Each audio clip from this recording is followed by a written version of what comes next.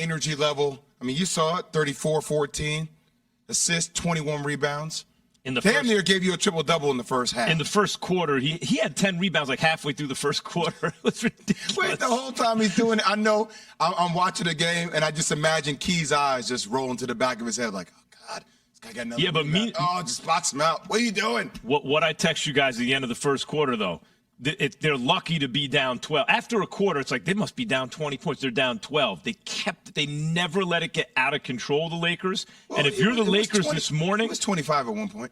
That's true. But if you're the Lakers this morning, you got to be feeling good because you were down one possession late in the fourth quarter on the road in a game where you looked lethargic and you were getting your brakes beat off early and you came all the way back on them. You got to be feeling good if you're LA right now. I'm not going to let you steal the headline. I'm not going to let you make it about the Lakers right now. It's about Denver. It's about Denver blitzing them in the first half, doing work. Welcome to the elevation.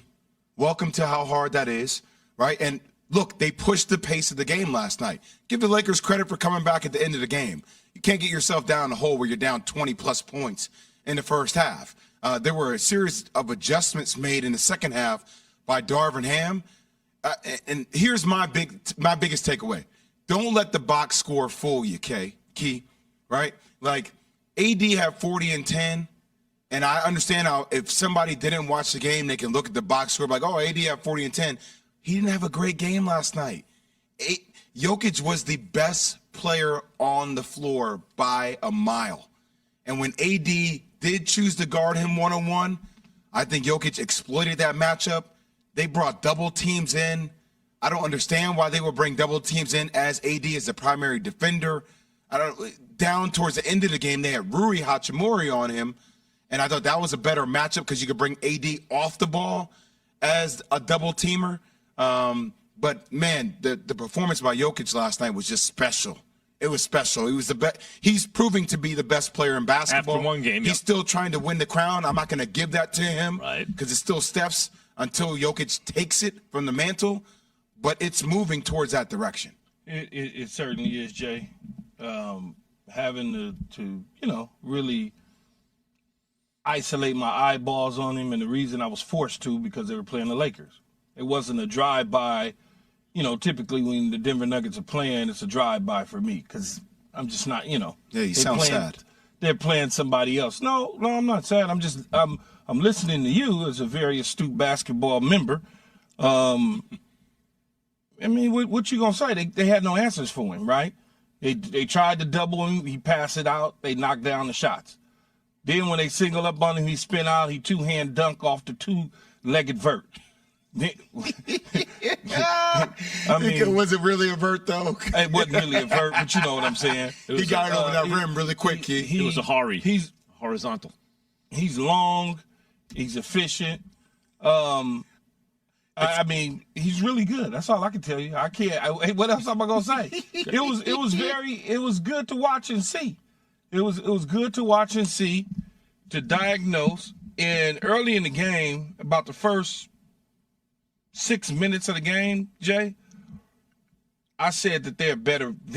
Last night they were a better basketball team all the way around than the Lakers. Lakers had a good spurt, right? They had a good fourth quarter, 7-minute joke. But for the most part, they're a better team because they're deeper in the front line, meaning Garden and Porter and those dudes, even to the point where Green, KCP knocking down. I said, man, why you wasn't knocking down shots like that for us with the Lakers? Right, Jay? He just knocking them down like he a shoot around or something. But that's basically what you got, Mr. Williams. But look, Jokic was the star of the show. And in the first half, he even ended the game. All-time great performance. And you're right, Jay. To me, the title's still vacant. Maybe Steph has it. Maybe this one has it, that one. But Jokic could emerge from these playoffs as the best player in the game, period. I'm just saying, he had an all-time great performance. Almost everyone in the supporting cast had great games in Denver, for Denver. They're at home where, as the number one seed at home, you're supposed to defend home court, right? And even though they were up, you're right, at one point 25, forgot in the third quarter, it swelled to 25 points. The Lakers made it a one-possession game late, and they didn't play particularly well.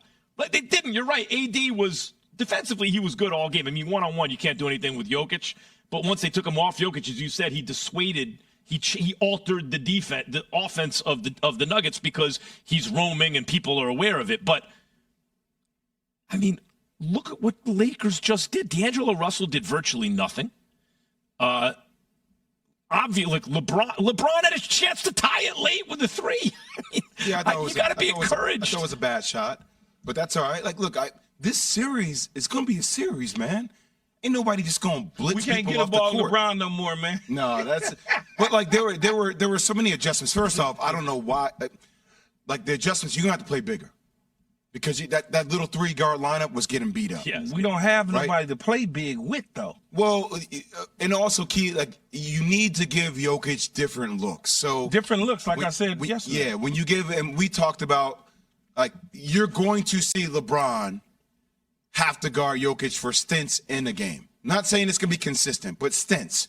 You're gonna see Rui on Jokic in stints. You're gonna see AD. I think it's better for Darvin Ham if you're gonna double with Rui as your primary defender, have AD play as a free safety, have him come from the weak side. That's better suited for Anthony Davis, right? He changes the other team's offense when he can play that way. Yes. Yeah. Also, in the first half, Key, y'all were going under ball screens, which, you saw guys like Schroeder and Austin Reeves really struggle when Jamal Murray was coming off those DHOs, dribble handoffs. And it's hard to get around that mountain masquerading as a man. Right? Like, it's hard to get around that. So, fighting over the top and playing off, forcing those guys, there's different strategies that need to be in place that they started doing a better job in the second half. And the last thing, Key, I will say, just like the elevation, like their wind, man, like transition defense. There were so many times where AD got beat down the court in the first half, and they pushed the tempo of the game. This is something that is really real. Like, my first couple of games in Denver, man, the first 6 or 7 minutes, and they always say, yo, get to your second win, get to your second win. You saw when the Lakers settled into the game in the second half, they started playing with more of a controlled pace, and that's something you don't have to play find. basketball to feel that way in Denver, right? If you go there, if you're at elevation already, you can feel a little different, let alone if you're playing basketball. But what is it? They got adjusted to it, because you're right, they got caught flat-footed early, but then they seemed to pick it up as the game went on. You would think it would be the reverse. Whatever Why it would is, it be I the don't need reverse? Jay breathing on me like that. Because you're running up and down you're running up and down the court against a deep team that can make you move, and you want to push it anyway, and you get worn down. But it seemed to be the opposite. Like, they got rejuvenated as the game went on, the Lakers. Because you catch your second wind. Always in sports, the quicker you can get to, we talk about this, the quicker you get to that second wind. I don't know how it was when you guys played up in Denver. Yeah, it's But like, the quicker we got to our second wind, the better we settled into the game. That's why they I had don't remember. 17-6 transition. Does that carry over into game two at all? Do Yeah. they acclimate, and so the Lakers could start faster in game two? Yes. Yeah. Yeah, I didn't playing in Denver. I played there 3 times, Jay, in my career, and be honest with you, I was young, and so I was just going out there on the field. I had no idea what the altitude. I had no idea, zero. Yeah. If it affected me at all whatsoever. Yeah, well, we did USA basketball in Denver, so we would do training up there all the time, and they would, you do like the oxygen mask and the ventilator, all that stuff to kind of measure your oxygen, your yeah. And lungs. the Lakers got there a day earlier than what they normally would. Jay, they went in on Sunday instead of on a Monday. So they tried to get an extra day. And like you said, the second half, you get your legs underneath you. You understand. In the first half, I think they had put their toe in the water to gauge the temperature of the environment and what they was getting ready to get themselves into. And you say, well, how could that be? Well, it's a new group of individuals they playing against. They're in Denver. Yeah, they played in Denver before. They haven't played in Denver in quite some time. So now you look at it and you say to yourself, okay, let's get a feel for the game. And by the time they got a feel for it, like you said earlier, Jay, you down by 25. That's too much of a deficit, really, to close that gap. Exactly. Apparently not, though. They did. Can I just say one thing about the Joker? One possession. They lost. You can mark this down, and you can fight me back in 5 years if you think I'm wrong. That's the best one-man offense in the game of basketball today. You You joker. can Well, I'm make- glad you can- short of saying all time. Well, no, I didn't say all time because I still think LeBron in his prime was incredible. But at the center position, It's absurd. with the way he plays, it's the best one-man offense.